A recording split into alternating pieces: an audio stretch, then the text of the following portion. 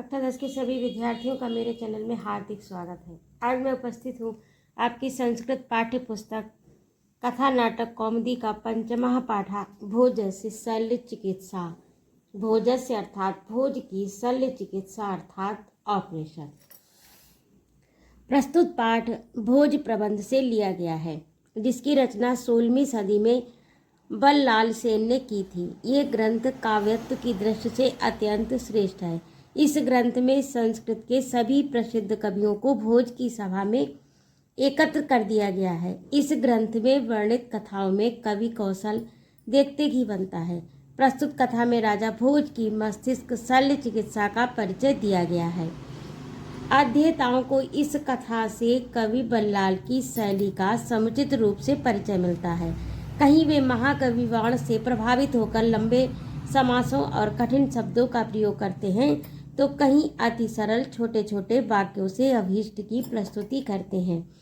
प्रस्तुत कथा में बल्लाल ने महाकवि कालिदास को भी पात्र रूप में प्रस्तुत किया है। इस कथा से ज्ञात होता है कि पहले भी इस देश में शल्य चिकित्सा का प्रचलन था, अर्थात आज के विज्ञान की देन ये शल्य चिकित्सा अर्थात ऑपरेशन नहीं है, बल्कि भारतीय ऋषि मुनियों द्वारा ये पहले ही खोज ली गई थी, जिसका आज प्रचलन हो रहा है। ये भारतीय समाज में पूर्व से ही प्रचलित थी। तो आइए पाठ प्रारंभ करें। अथ कदाचित भोजो नगरात वही निर्गता। किसी समय राजा भोज नगरात यानी नगर से वही माने बाहर निर्गता निकले। किसी समय राजा भोज नगर से बाहर गए या निकले। नूतनेन तटकाम्बसा, नवीन तटकाम्बसा, नवीन तट के यानी तालाब के तट पर वाल साधित कपाल शोधनादि चकारा, यानी उन्होंने नूतन तालाब के तट के निकट स्थित होकर कपाल शोधन क्रिया, जो कि एक प्रकार का व्यायाम होता है, उसको संपन्न किया। तन्मूलेन, और उसके करने से, उसके मूलेन यानी जड़ से अर्थात पानी से, जो उसका जल था जो वो ले रहे थे कपाल शोधन करने के लिए, तन्मूलेन उसके करने से कश्चन कोई सफर सावा छोटी मछली कपालम प्रविष्टो कपाल में प्रवेश कर जाती है। विकट यानी प्रवेश कर गई। विकट करोटिका निकट घटितो विनर्गता, और इस प्रकार से ये घटना विशाल घटना घटित हो गई, अर्थात मछली उनके कपाल में प्रविष्ट कर गई, घुस गई या चली गई। विनर्गता, और फिर वो बाहर निकली नहीं। ततो राजा स्वरी बाप, और उसके बाद राजा स्वपुरी अपनी पुरी को वापस लौट आया। तदारभ्य, तब से आरंभ होकर राज्ञा कपाले, राजा के कपाल में वेदना जाता, राजा के कपाल में वेदना उत्पन्न हो गई, अर्थात तभी से उसी समय से राजा के कपाल में वेदना उत्पन्न हो गई, जब से कपाल क्रिया करते समय राजा के कपाल में जो छोटी मछली जब से प्रवेश कर गई और फिर वो बाद में निकल नहीं पाई। ततस्तत्र विगवरहि सम्यक चिकित्सापि न शांता, और पर वहाँ पर स्थित यानी तत्र वहाँ पर यानी उनके नगर में जितने भी श्रेष्ठ वैद्य थे, सम्यक भली भांत से उन वैद्यों के द्वारा, उन श्रेष्ठ वैद्यों के द्वारा सम्यक भली भांति चिकित्सा करने पर अर्थात इलाज करने पर ना शांता उनकी पीड़ा शांत नहीं हुई। एवं अहर्निशम रात दिन नितराम अस्वस्थ, और लगातार रात दिन वे अस्वस्थ रहने लगे। राज्ञ मानुष अविदितेन महारोगेण, और राजा को ऐसा महारोग हो गया जो कि मनुष्य के द्वारा पहचान में नहीं आ रहा था।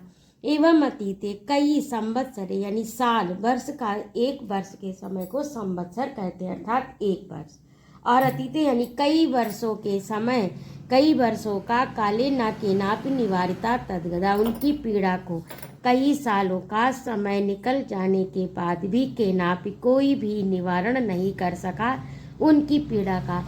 तथा श्री भोज, उसके बाद श्री भोज ने नाना विधि समन औषधि, नाना प्रकार की औषधियों का सेवन किया, अपने रोग का समन करने के लिए नाना प्रकार की औषधियों का सेवन किया। ग्रसन रोग दुखिताम, और रोग से ग्रसित होकर दुखित मन से समीपस्थ अपने समीप स्थित शोक सागर निमग्न शोक सागर में डूबे हुए बुद्धि सागरम यानी बुद्धि सागर जो उनके मंत्री थे उनसे कथमपि सम्मताक्षरा उवाच। और उन्होंने अपने जो उनके मंत्री थे बुद्धि सागर उनके प्रति इस प्रकार से सोच विचार कर बोले गए अक्षरों वाली वाणी का उच्चारण किया। बुद्धि सागरा इत परम स्पदा हे बुद्धि सागर यह विषय न कोऽपि विग्वरो वसति मातनोति। इस विषय में कोई भी पता नहीं लगा पाया अर्थात मेरी पीड़ा का कोई भी समन नहीं कर पाया, इसलिए मेरे नगर में कोई भी श्रेष्ठ वैद्य रह ना पाए यानी ना बसे। वाग्वटादि भेखज कोसान निखलानी और औषधियों के रखने के पात्र को अर्थात उनमें जो जिस पात्रों में औषधियाँ रखी जाती हैं वैद्य लोग जिस पात्रों में औषधि को रखते हैं उन पात्रों को निखलान उन सभी पात्रों को स्रोतस नदी में निरस्यागज फिकवा दिया जाए। यानी उन्होंने अपने बुद्धि सागर से कहा कि मेरे इस रोग को कोई भी जब सही नहीं कर पाया तो कोई भी श्रेष्ठ वैद्य मेरे नगर में ना रहे और उनकी औषधियों को नदी में फेंक दिया जाए। इस प्रकार से उन्होंने फिकवा दिया, ऐसा उन्होंने बुद्धि सागर से कहा। मम देव समागम समया समागत इति। अब मेरा मम माने मेरा देव समागम समय देवताओं के समीप जाने का समय अर्थात स्वर्गारोहण का समागता इति समय आ गया अर्थात मेरी मृत्यु अब निकट है। तत् श्रुत्वा सर्वे अपि पौरजना ऐसा सुनकर सभी पौरजना यानी उनकी पुरी के लोग जो नगर के लोग थे कव्य और कवि अवरोध समाज से और भी अन्य समाज के लोग बिगल यानी बहुत दुखी हुए बिगलद स्रासार नयना यानी उनके नयनों में अश्रु पूरित नयन हो गए अर्थात वे उनके नेत्रों में अश्रु भर आए उनकी ऐसी दयनीय स्थिति को और उनकी ऐसी निराशा को देखकर कि उन्होंने वैद्यों को अपने नगर से बाहर निकलने के लिए कहा और उनकी औषधियों को नदी में फेंकने के लिए कहा। तो इस प्रकार से ऐसी स्थिति देखकर पुरजन यानी उनके नगर के लोग कवि और अन्य समाज के लोग अत्यंत आंखों में अश्रु भरकर अत्यंत दुखी हुए। तदा कदाचित देव सभायाम पुरंदरा उसके बाद कदाचित किसी समय देव सभा में पुरंदर यानी इंद्र के द्वारा सकल मुनि वृंद सकल यानी संपूर्ण मुनि के समूह के मध्यस्थ मध्य में स्थित वीणा मुनि माह यानी वीणाधारी मुनि से कहा। इसके बाद में देव सभा में इंद्र ने संपूर्ण मुनियों के समूह के मध्य में स्थित वीणा को धारण करने वाले नारद मुनि से कहा कि हे मुने इदानीं भूलोके का नाम वर्तते इस समय पृथ्वी लोक पर क्या चल रहा है। ततो नारदः प्रहासुरना तब नारद ने कहा उन्होंने इंद्र ने नारद मुनि से पृथ्वी लोक का समाचार जानना चाहा यहाँ के हालचाल जाने चाहे। तब उन्होंने ततो नारद प्रहा तब नारद ने कहा कि हे सुरनाथ अर्थात हे देवताओं के स्वामी किमप आश्चर्य क्या इस प्रकार का आश्चर्य कोई आश्चर्य नहीं है किंतु धारानगर वासी धारानगर में रहने वाले श्री भोज भूपाल यानी श्री धारा नगरी के निवासी राजा भोज रोग पीड़ितो नितराम अस्वस्थो वर्तते यानी धारापुरी नगरी के राजा भोज अत्यंत पीड़ित हैं और लगातार अस्वस्थ हैं किसी रोग से पीड़ित हैं और अस्वस्थ हैं। तस्य रोगा केनापि न निवारिता और उनके रोग का निवारण कोई भी नहीं कर सका। तदनेन भोज नपालेन विगवरा अपि स्वदेशान निष्कासिता और उसके इसी कारण भोज नप ने यानी नपालेन राजा ने राजा भोज ने विगवरा यानी विसगवरह यानी श्रेष्ठ वैद्यों को अपि भी स्वदेश अपने देश से निष्कासित कर दिया यानी अपने देश से निकाल दिया है।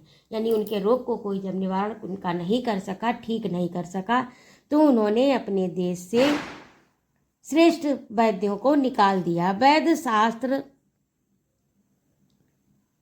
शास्त्रम अप्य अनृतम इति निरस्तम इति एकदा कारण, और वैद्य शास्त्र को झूठा बताया है, यानी उनके शास्त्रों को झूठा बताया है जिसमें ये औषधियों का वर्णन है।